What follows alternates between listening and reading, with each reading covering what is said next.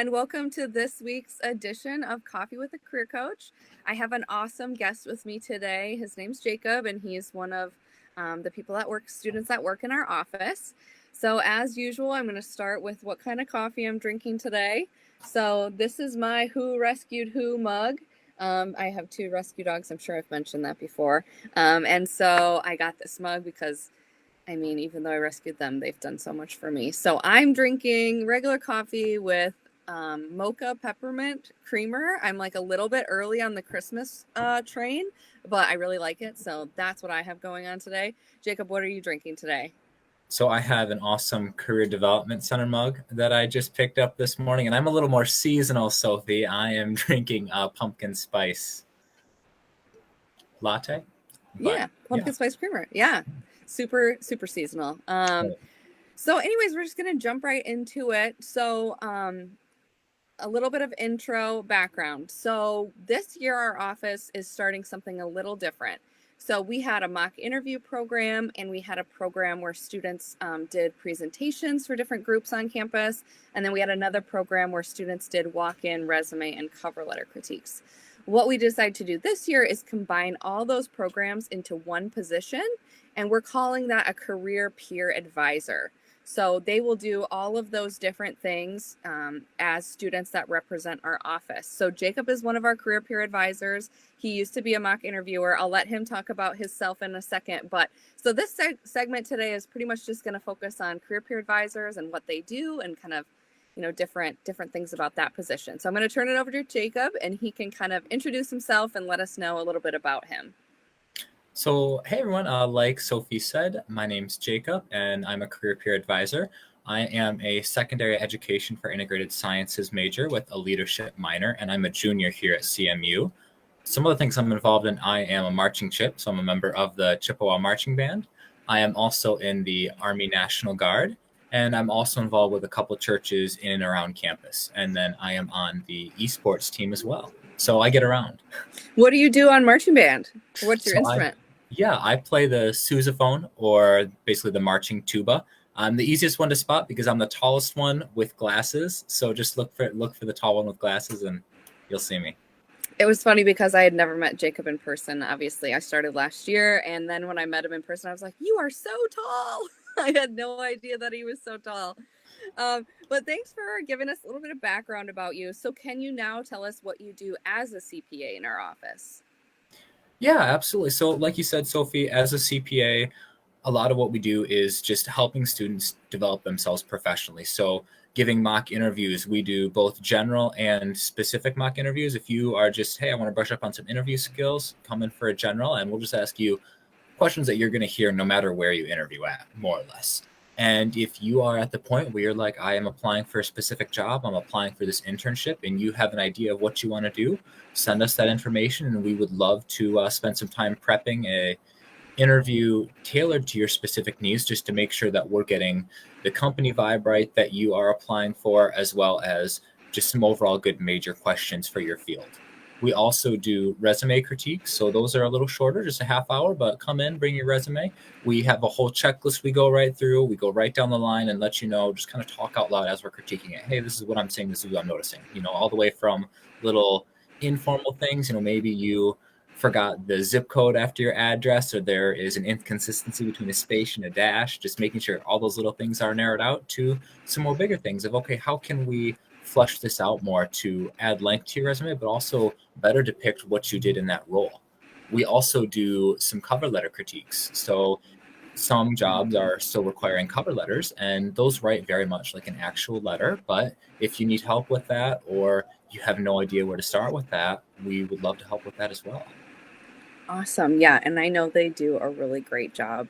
Like I said, Jacob was a mock interviewer before, and that's part of the reason why we wanted to have him as a CPA. So he's got tons of experience, and he can give a really thorough and great critique both for mock interviews, cover letters, and everything. So Jacob, how would a student schedule an appointment with you?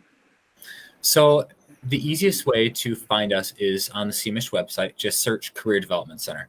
Click on the first link that comes up that says Career Development Center, and then on our homepage, It's you can't miss it. Giant rectangle button that says handshake. So you'll just click that button. It's going to walk you through some steps to set up an account if you have not already.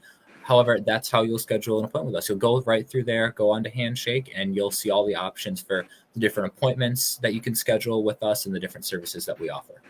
Yeah, so exactly how you would schedule an appointment with me, it would be the same thing for them. So you would just go on to Handshake. Handshake's your hub for everything, so definitely familiarize yourself with it. And again, there's a big link right on the main page of our website, like Jacob said, that you can access it on.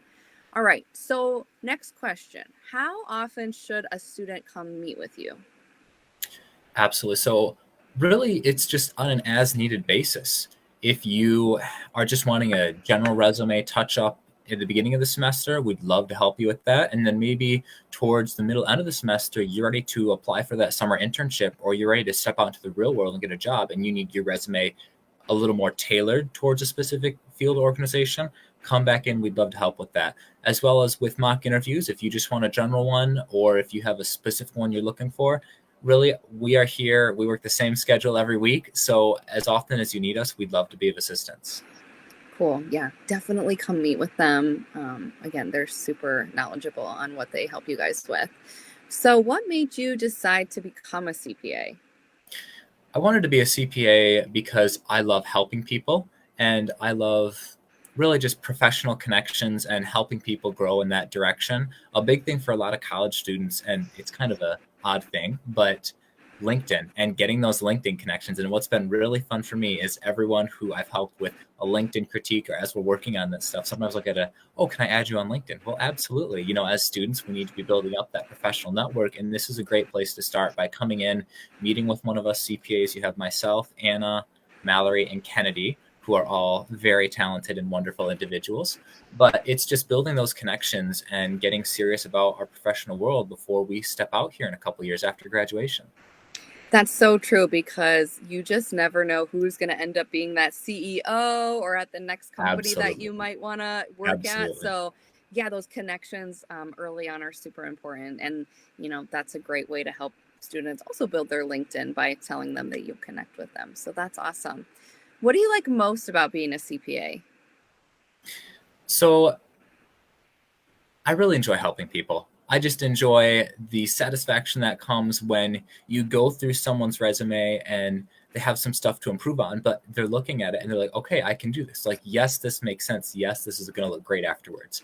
Or my other favorite thing is, as you're giving a mock interview, talking with people. A lot of people are nervous when they come in, but it's me. I'm not a boss. I'm just an intern. I'm not here to actually grade you. I'm just here to give you some feedback. And so as people get talking, they get comfortable. They get comfortable with themselves. They start to open up more, and their answers start to actually improve and get better. And I just love watching people get more comfortable, confident, and just grow professionally in that way. There's been a couple people that I've seen last year mock interviews that I've also seen again this year, and just seeing where they are then or now, just those little, like we talked about, those little connections. That's what I love about this. Yeah, it's totally super rewarding to see students progress in their skills. And like you said, sometimes they come into a mock interview and they're really nervous, but as it, you know, progresses, they start to become more comfortable. And that's just like a really fun thing to be a part of. So last question, what are some bonus tips you could give students kind of as like a closing note here? Absolutely. So I'll give you two bonus tips today, for one for mock interviews and one for resumes. So when you're in an interview, you can guarantee that your future employer is going to ask what you have learned from an experience. So they're going to ask you to talk about an experience you've had. Oh, tell me about a time when you were in a conflict, or whatever the question may be.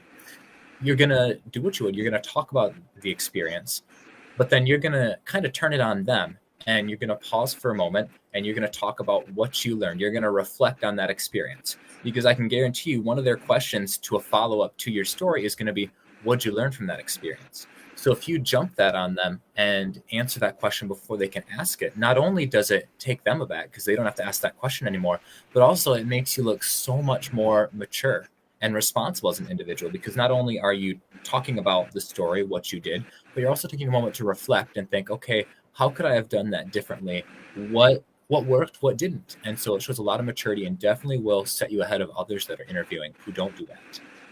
A tip for resumes that we see a lot is Well, I'll give two for resume. So the first one is don't forget the zip code. I have seen a lot of resumes this semester where people have the address, city, state, and then they accidentally leave out the zip code. So when you're writing the address, top of your resume, don't forget the zip code. Another tip is to make sure you have good verbiage. So as you are describing your different roles, make sure you use strong verbs. We have a list available on our website, right on Handshake, and also just on the Career Development Center homepage of great verbs you can use. But the more diverse portfolio of verbs that you can use, the more you're going to stand out, and the more you're going to catch their attention while they're reading your resume. Super good tips. Again, because he's super knowledgeable and awesome.